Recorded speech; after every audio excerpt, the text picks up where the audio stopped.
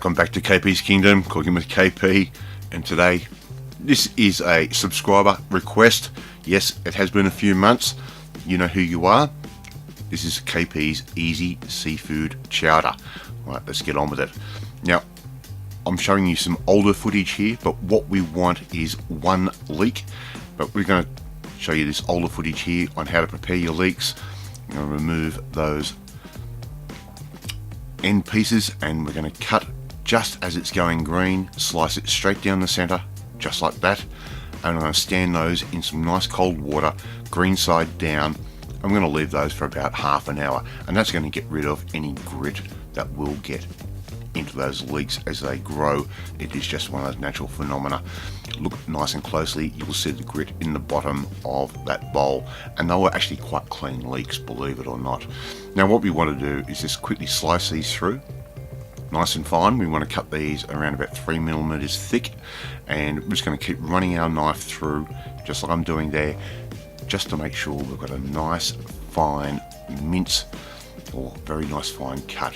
I'm adding around about 40 to 50 grams of butter straight in. Yes, for this sort of recipe, butter is better. Now I've got a pan or pot, it is on. I've added a little bit of water, just to cool that pan base down a little bit. I'm adding in 4 rashers of bacon that I've cut up quite nice and fine, and we don't want to put that into a very hot pan at all, and we just want to give these pieces of bacon just a very light cook. They don't need a lot at all, and just bear in mind that the brine that the bacon is soaked in might stick to the bottom of your pot. Don't worry, it will come off eventually. So we're just going to put that bacon aside. That bacon takes around about 5 minutes, no more. In goes our butter that we have just cut earlier, and that's going to go in. We want to let that just start melting, and now we can add in our leek straight in on top like that. And what we want to do is we want to sweat these off and cook these off until they're just done. It's going to take you around about 8, maybe 9 minutes to cook these leeks off, and hopefully it'll start lifting off some of that brine that is stuck to the bottom of the pot. We don't want to make this a very oily dish at all. We want to make it nice and rich. In goes about a tablespoon of plain flour, and that's just going to help make this sauce nice and rich. Unfortunately, it will stick a little bit as well. 1 cup of white wine. Use your personal preference. I prefer to use the Chardonnay. You could use whatever you like. 4 potatoes that I've diced up really nice and small. They go straight in just like that. And the next thing I'm adding is 500ml or half a litre of fish stock. Yes, you can buy the fish stock from your local supermarket. And 1 litre of water also goes in straight like that. Now, we want to get this stock really rich with flavours, and here I've got a little bouquet garni. I'm just going to throw that straight in. Yes, you can buy commercially made bouquet garni, which is what I'm using. If you want to make your own, by all means do so. Remember, I'll take the complicated and simplify it. So I'm just going to leave that. So here I've got around about 700 grams of nice firm white fish. This is ling fillet, a really nice fish that is found or is native to New Zealand. In goes our bacon straight in, and that fish we've just cut up into nice little manageable chunks, and we don't need to put that in yet. So what we want to do is cook these potatoes down until they're starting to break apart.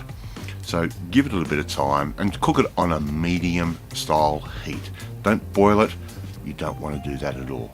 So the potatoes have gone soft. I've removed the bouquet garni, and I'm using my stick mixer to blitz this up into a really nice, beautiful, smooth soup, just like I'm doing there. Now bear in mind, it will also blitz up your bacon, so don't expect bacon chunks in your chowder. It will not happen the way that I make my chowder. If you want to make everything up separately, by all means do so. We're going to check for seasoning,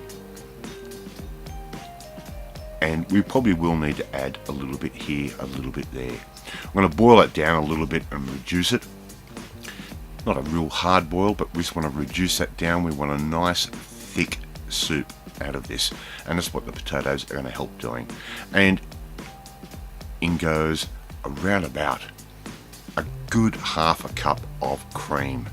That goes straight in just like that, and that's going to make this beautiful, creamy, thick and rich. Alright, now as you saw in the beginning of the video, we serve this up in a cob loaf. So buy a cob loaf from your baker or wherever you prefer to, it doesn't really matter. Stick your knife in at a 45-degree angle and just keep cutting around, and look at that, that's just come straight out.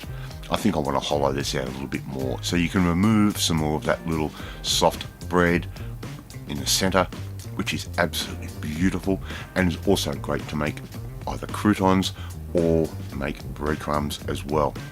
Alright, we're checking our stock once again, more soup once again, and making sure we've got the right amount of pepper and the right amount of salt.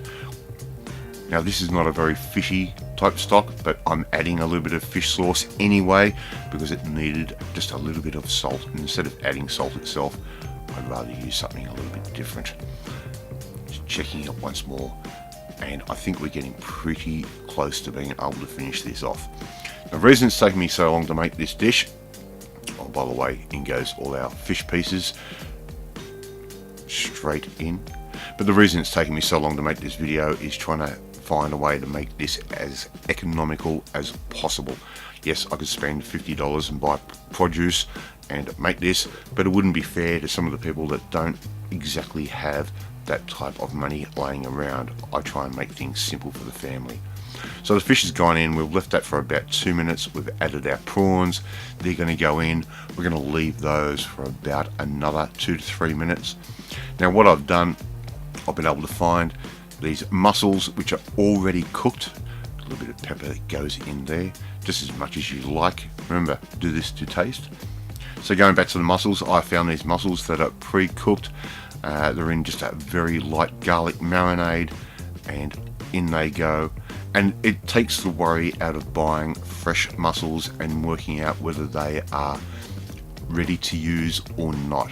It is confusing for some people, and some people might just throw the mussels in however they buy them, and I don't want any of my viewers to get sick. There's our cob loaf. I'm putting that into a consomme bowl, and the smell of this is absolutely amazing. In total, this particular recipe, which did feed 2 people, cost around about $20, so it didn't exactly break the bank for a little bit of absolute luxury on a cold day. And we're just going to serve that up. Look at that beautiful soup. Make sure you get plenty of that fish, prawns and those mussels in. If people don't like the mussels, leave the mussels to the very last second. They only take about 40 seconds to warm through.